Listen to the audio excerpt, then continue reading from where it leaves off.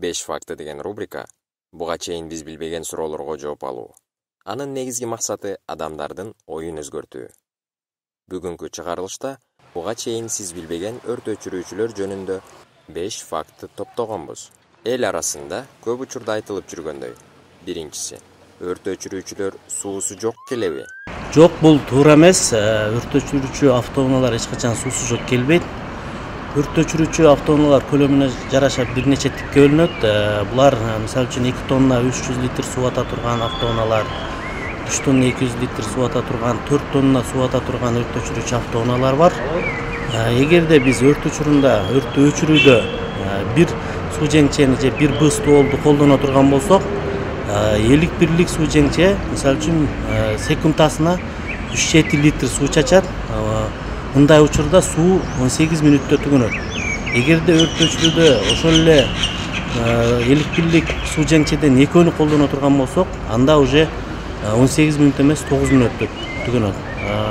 Өзүңүздөргө белгилүү болгондой, өрт учурунда көпчүлүк убактарда эч качан бир Б ствол суу жеңчеси колдонулбайт. Ар дайым 2-3төн Б столдогу же болбосо элик бирлик диаметрде суу жеңчелер колдонулат ар кандай. Ошол учурда мисалы үчүн бир автоунаадагы суу 5-6 мүнөттүн ичинде түгөнүшү мүмкүн. Экинчиси, өрт өчүрүүчүлөр кеч келеби? Өрт өчүрүүчү автоунаа эч убакта өрт болгон жерге кеч келбейт. Биздин мыйзамга ылайык айылдык аймактык калктуу конуштарда тейлөөчү өрт өчүрүүчү бөлүктөрдүн чыгуу радиусу 25 километрден ашпаш керек. Мындай учурда өрт өчүрүүчү автоунаа өрт болгон жерге 25-30 мүнөттө барыш керек. Ал эми шаардык калктуу конуштарда, шаардын аймактарында өрт бөлүктөрүнүн чыгуу радиусу 5 километрден ашпаш керек.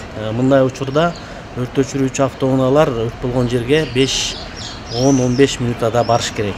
Бирок тилекке каршы айрым учурларда жол тыгындары, ошондой эле өрттүн болгон дарегин айтуудагы айрым кемчилдиктер, мына шаарыбыздагы айрым турак үйлөрдүн, көп кабаттуу турак үйлөрдүн аралыгында өрт өчүрүүчү автоунаалардын кирүү жолдорун ар кандай бетон тосмолор менен тосуп коюусу бүгүнкү күндө биздин кызматтын ошо өрт болгон жерге убактысында баруусуна мындай тоскоолдук шартын жаратып келет. Үчүнчүсү, пластмасса материалын колдонуу канчалык кооптуу? Бул боюнча атайын мыйзамда белгиленген беренелер бар. Курулуш материалдарын колдонууда ошол заттар, курулуш материалдары улуттук стандартка дал келиш керек. Бүгүнкү күндө курулушта куруу үчүн синтетикалык полимердик материалдар колдонулуп келе жаткандыгы баардыгыбызга маалым. Бул абдан адам өмүрү үчүн кооптуу. Мындай материалдар күйгөндө жөн гана күйбөстөн уулуу түтүндөрдү, газдарды бөлүп чыгарат. Мына статистикага ылайык бүгүнкү күндө өрттөрдөгү каза болгон адамдардын көпчүлүгүнүн 60-70% ошол өрттөгү түтүнгө ууланып өлүүсү катталууда.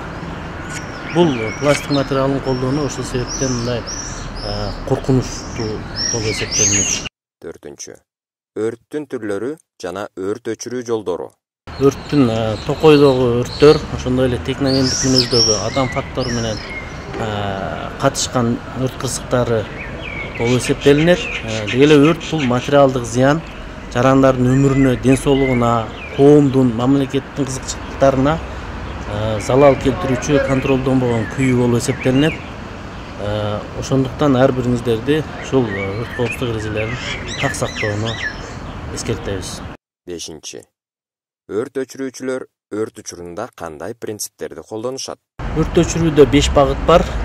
Бул ар бир өрт өчүрүүчү буну билет.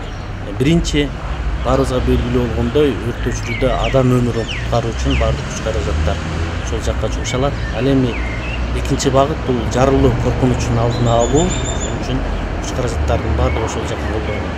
Үчүнчү, бул объекттин бир бөлүгүндө өрт болуп жатса, ошол объекттин башка жактарына өрттүн таркап кетүүсүн жоюу үчүн күч каражаттар ошол жактан берилет. Төртүнчү, бул өзүнчө турган объектиден коңшу объектиге өрттүн өтүп кетүү коркунучу жаралса, ошол коңшу объекти жактан өрттү таркатпоо үчүн күч каражаттар ошол жактан колдонулат. Бешинчи, бул ошол өрттүн интенсивдүү күйүү болуп жаткан жагынан күч каражаттарды колдонуу эсептелинет.